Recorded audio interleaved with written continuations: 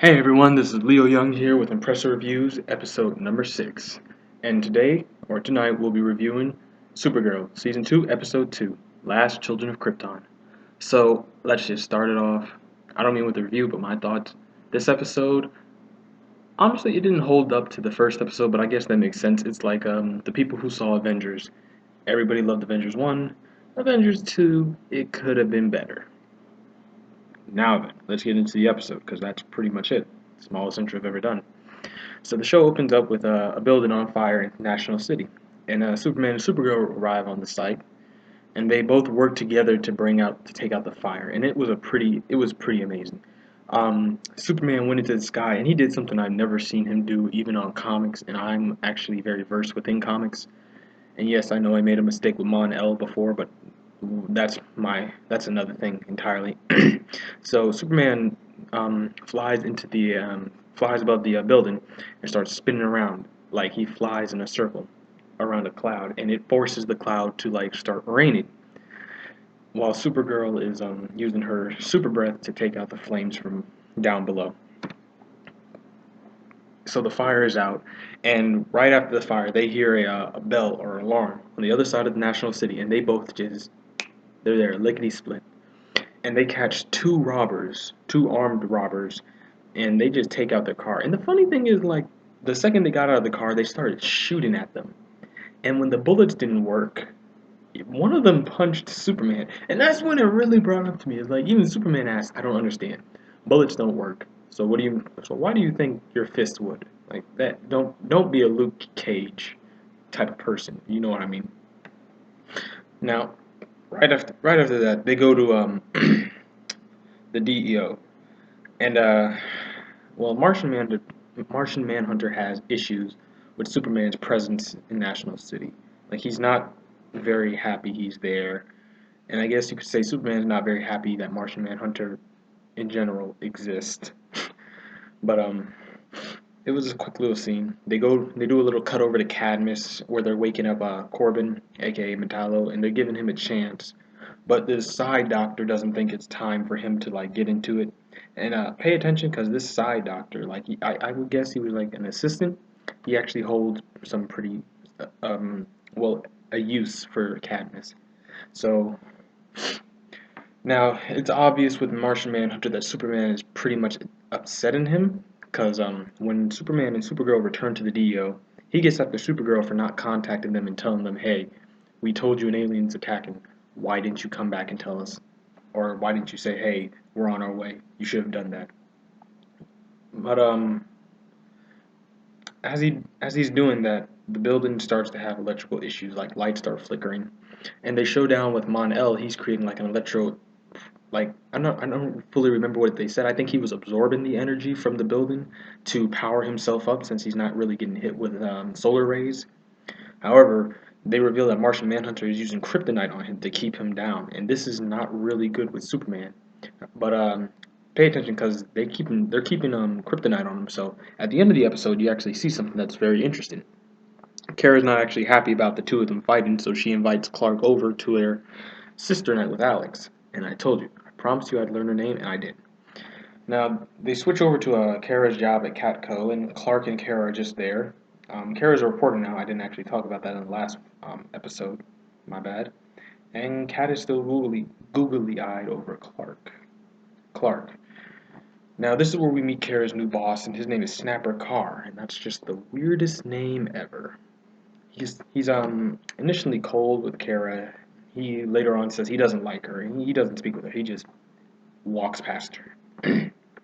Now, not long after Clark appeared, like at their sister night. I'm sorry. Later on, Clark appeared at Kara's house, and he says he's going back to Metropolis. As a one last team up, they fly over to a bridge to catch a jumper, who turns out to be John Corbin. Now the thing is, he's now like metallized. He's now Metallo. He's no longer John. So he blasts Superman with a chest beam, and it knocks that man off his feet. In fact, he's powerful. He's able to hand combat Supergirl and Superman. Add on to that he has kryptonite. He's just too much for them. So When Supergirl heat visions him, you actually see that underneath his skin is metal. So he is just like the comic book where he wears human skin, but he's still a robot. Now, after Superman gets rid of him, he takes Supergirl in his arms in this amazing scene that you see on the screen right now and flies to the DEO. Now, when they return to the DEO, they really get well. Superman gets after Martian Manhunter because Martian Manhunter said that he collected all the kryptonite on the world on Earth, but someone else has it. So he finally admits that someone stole the kryptonite 4 months before, and they just it was Superman versus Martian Manhunter. We were ready to see it. Like he put his hand on Martian Manhunter's chest, and I was ready to go like slap him, slap him, slap him, Martian Manhunter. Show him why you're Manhunter. Start wearing them briefs and beat him. But that's quickly stopped by the anti-alien group known as Cadmus, which is kind of funny because they're not supposed to be that open. They're a government agency, so the fact that they're making like these terroristic like hacks on the city is too much. So we later go on to Kara's job to find that she's talking to Snapper and he just doesn't want her as a reporter. They get into a little well, he gets after her and Kara runs away. So she gets the cat and Cat's just saying amazing stuff about her, but she's saying it down on her like you were an amazing person. Stop being a woman. Wait, I'm sorry. Stop being. I can't say the word. I'll type it in. I'm gonna lose so many comments and likes for that one. So the reason she's getting after her and wanting her to be stronger is because she's quitting. Cat's leaving. She's saying she wants to do new stuff, and they give a warm hug. And it really shows that Cat truly cares for, or truly loves Kara. I was going to say cares for Kara, and that sounded kind of weird. But we go over to Cadmus, and we see that Corbin survived. And then they grab the assistant doctor, or assistant whatever, and you'll see why. Now, Martian Manhunter and Superman go to the Fortress of Solitude to figure out what's going on and how to find him, or how to fight him, while and while they're there, they get into an argument. And Martian Manhunter says something interesting. He says angry gods attacked Mars and killed their young. I'm gonna put that in a personal thought, but I think we should like just note that right there. And Superman shows that he likes John. He just can't trust him as long as he has kryptonite. Now, quickly we go over to Kara and her sister Alex, and they're having like, well, at first they were happy, but Kara then says she wants to move to Metropolis to be with Clark, and that nobody in Central City really needs her, and after she's gone, it'll be safer.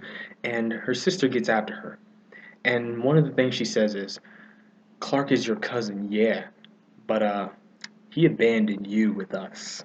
Doesn't matter how much of blood he is, he pretty much left you."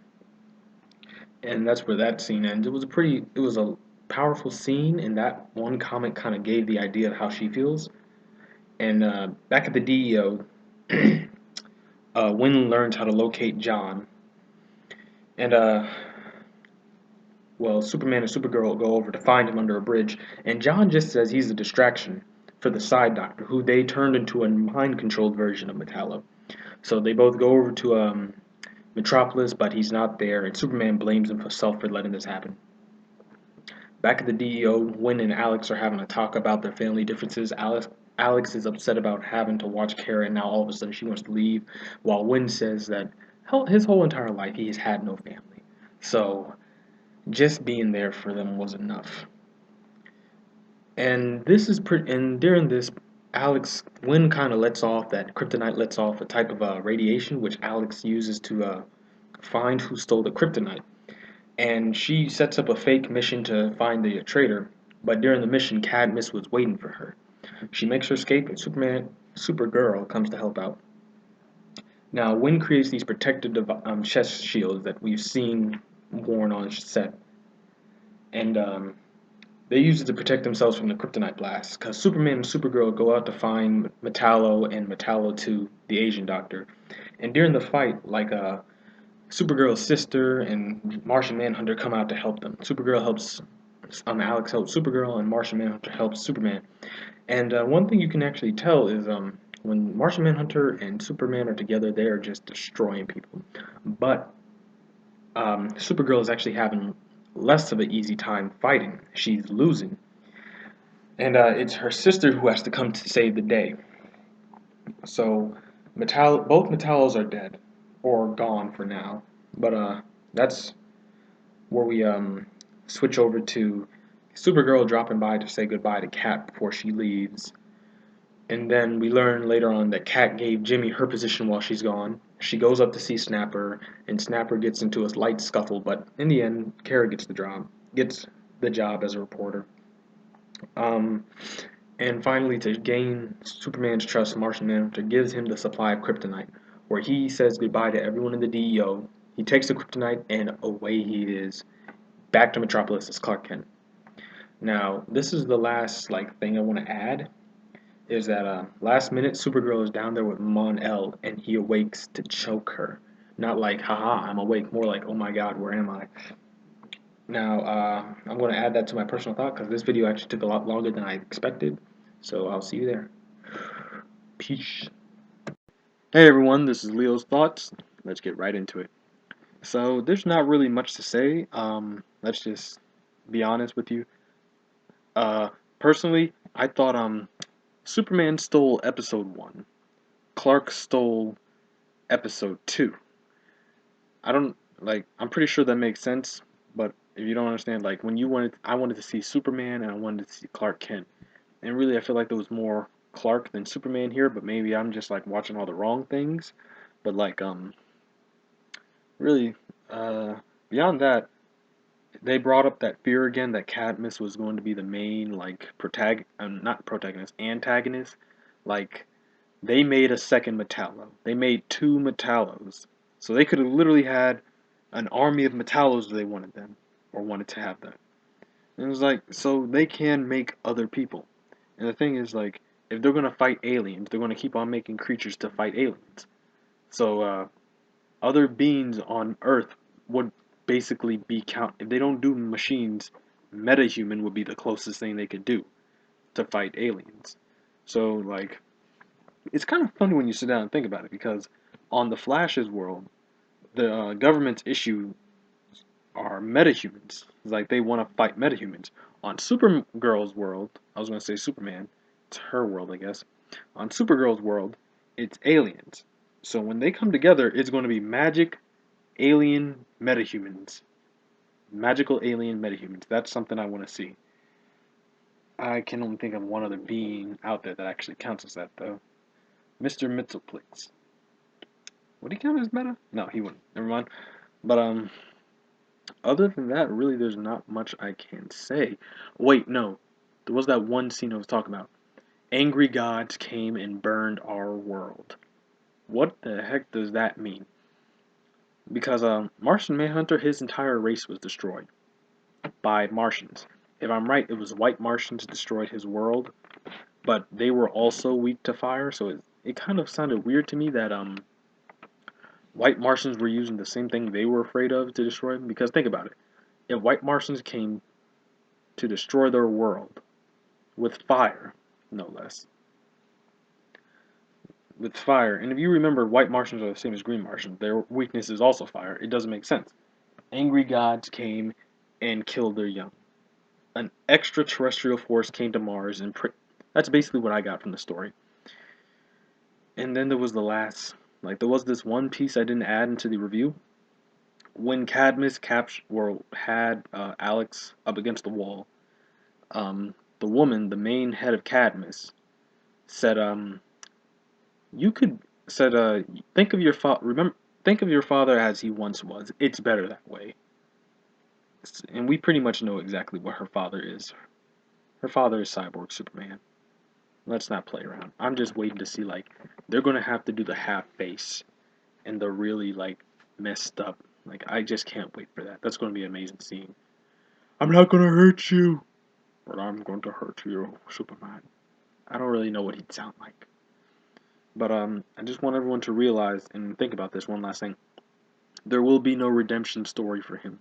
If they kill him off, that's fine. But there will be no Hank or Cyborg Superman turning good.